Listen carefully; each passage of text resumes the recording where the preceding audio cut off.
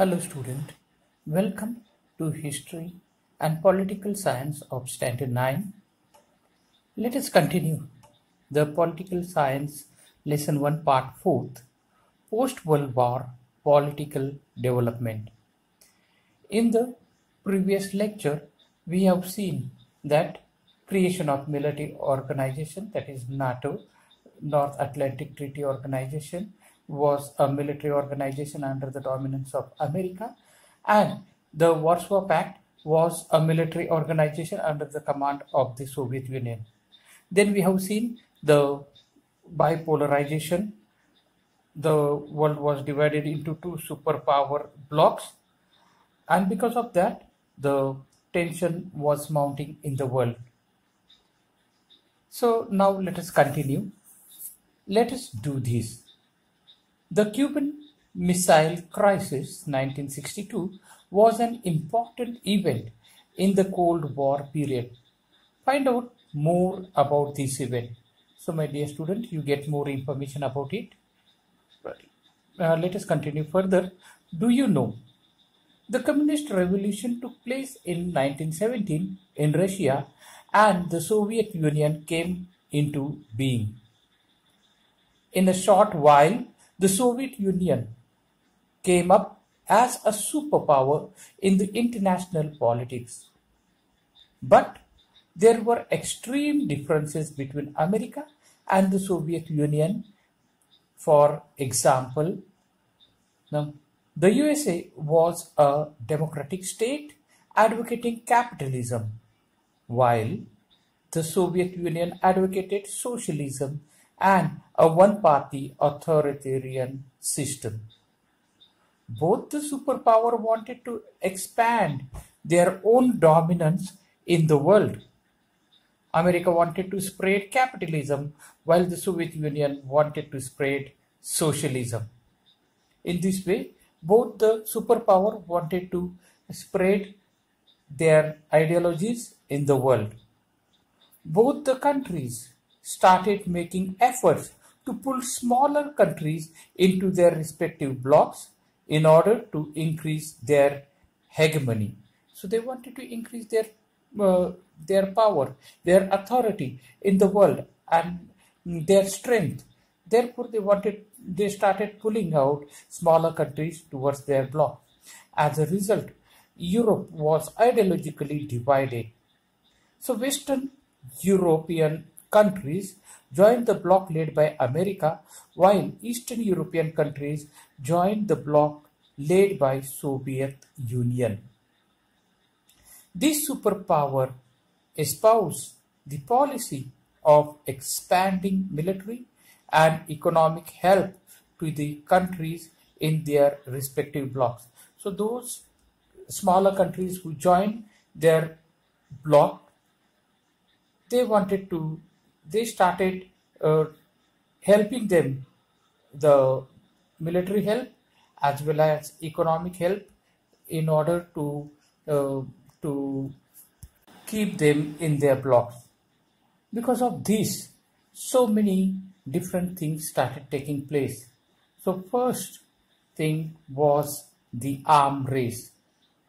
The superpower started producing arms on a large scale to outsmart each other.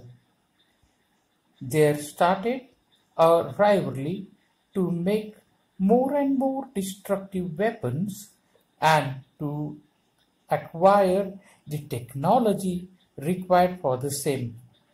But soon, both the superpower realized that the arm race may endanger international peace. Hence, effort towards armed control and disarmament also happened during this period.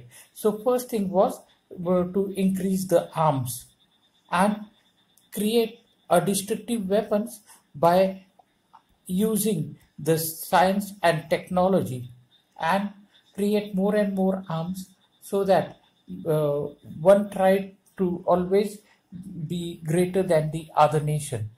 So both the superpower started threatening each other. But soon they realized that the military or the armed races may endanger the international peace, and hence they started armed control and disarmament. So, in this way, the arms race came to is not the solution over the international peace. So let us begin the next point, that is creation of regional organism. Developing nations created regional organization at the regional level in order to ensure mutual cooperation in the context of the superpower rivalry. So they wanted to cooperate with each other. They felt that economic development was much more important. So cooperation should not be between the arms, but it should be economic development. European countries came together and formed the European Economic Community. So this is an regional organization, while the Southeast Asian countries, that is Singapore, Thailand, Malaysia, Indonesia, Philippines, etc., established an association of Southeast Asian nations, that is ASEAN, another regional organization. In this way, in Europe and in Asia, two different organizations were established. The next point is non-alignment. In the period of the Cold War, while the world was becoming bipolar, there were some countries which did not want to join the superpower rivalry.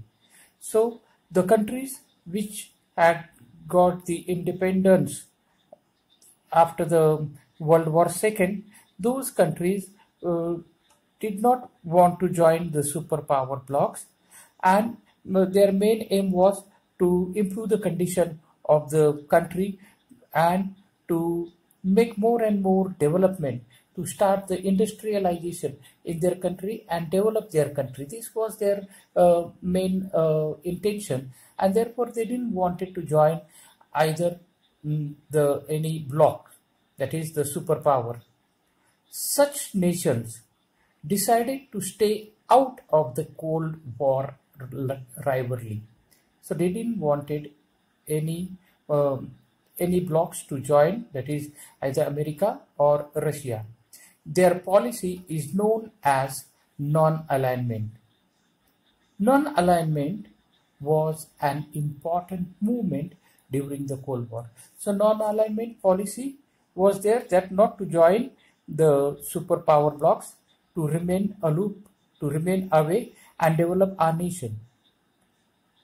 Then many more countries started thinking about it, and they started coming together under the head of non-alignment, and this non-alignment finally becomes the movement. So let us see non-aligned movement. The Asian and African countries which became independent after the Second World War supported the idea of non-alignment.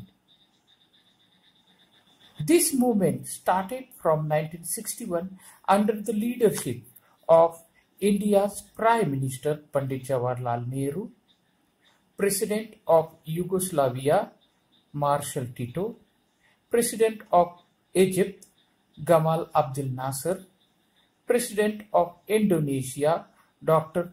Sukarno, and Prime Minister of Ghana Dr. Kwame Nkrumah.